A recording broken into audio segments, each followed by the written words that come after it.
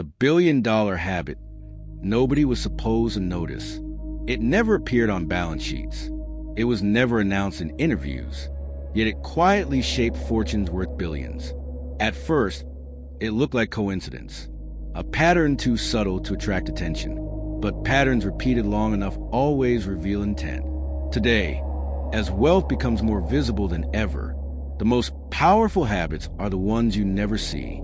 And among elite sheiks, this habit defines dominance. To understand why it matters now, we need to rewind. Modern success culture glorified acceleration.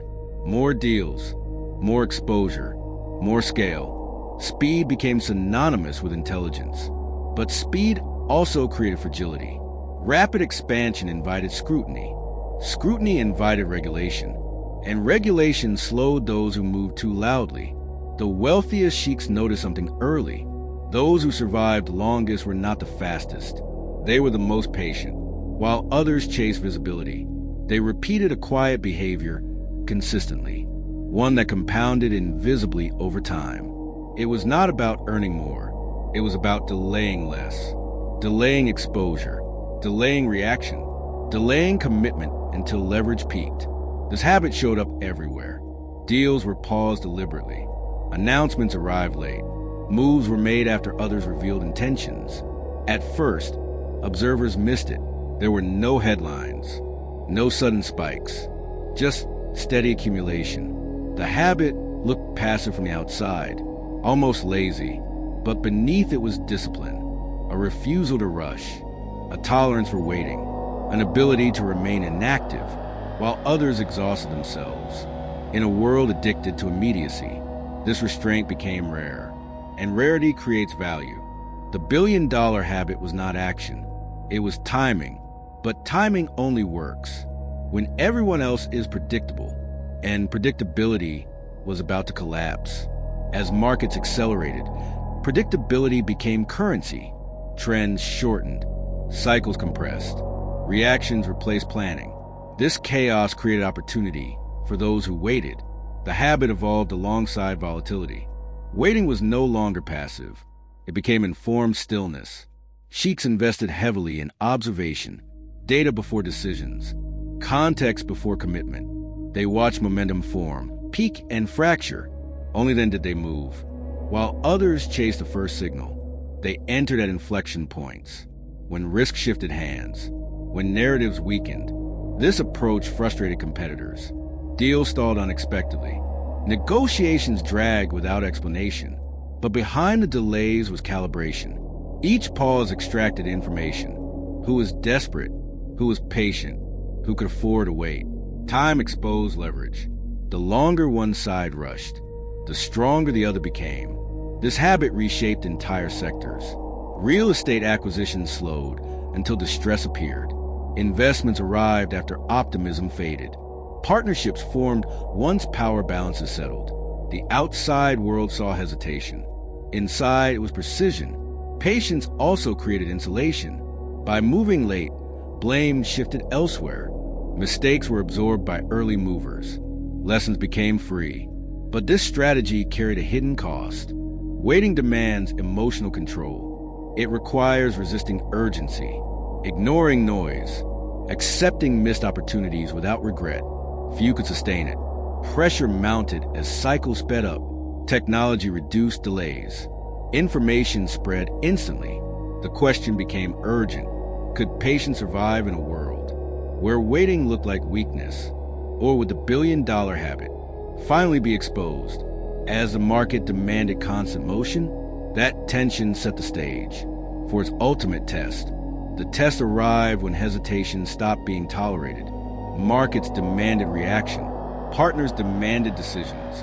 Silence was mistaken for indecision. Pressure intensified.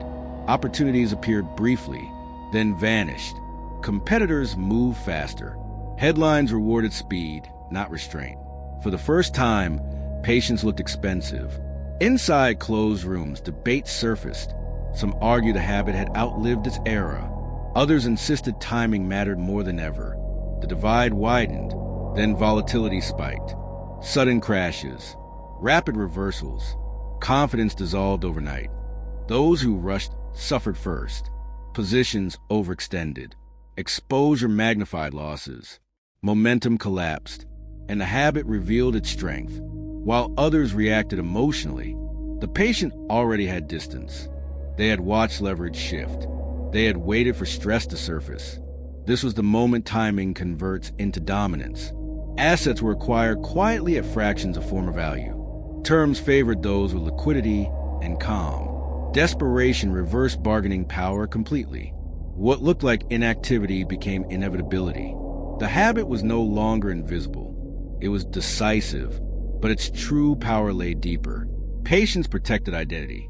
There were no public failures, no visible retreats, no reputational damage. Waiting absorbed volatility without exposure. This created a new asymmetry. Those who waited could choose when to be seen. Those who rushed were forced into visibility. By the time markets stabilized, the patient controlled outcomes. The world called it luck. But luck repeats only when discipline exists. The billion-dollar habit survived the storm, not by resisting change, but by letting others reveal it first. And as the dust settled, one truth became undeniable. Timing is not delay. It is selection, and selection defines power. The climax was not a dramatic move. It was the absence of one. While others scrambled to recover, the patient simply arrived. Quietly, decisively, there was no announcement, no victory lap, just ownership changing hands. By wading through chaos, they avoided mistakes that could not be reversed. They let emotion exhaust a market, then stepped in when clarity returned. This was the revelation. The billion-dollar habit was not patience alone. It was emotional immunity, the ability to watch opportunity pass without chasing it, the discipline to trust timing over urgency. In a world obsessed with speed, restraint became a competitive advantage. This habit did not eliminate risk. It relocated it. Others absorbed volatility publicly. Failures became lessons written in headlines. Reputations cracked under pressure. But those who waited entered only when risk was priced correctly. The resolution is simple, but uncomfortable. Most people cannot wait. They confuse motion with progress, reaction with intelligence.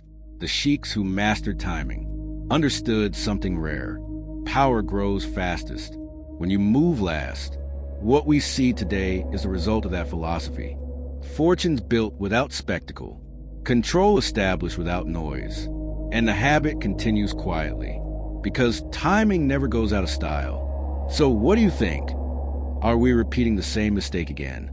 The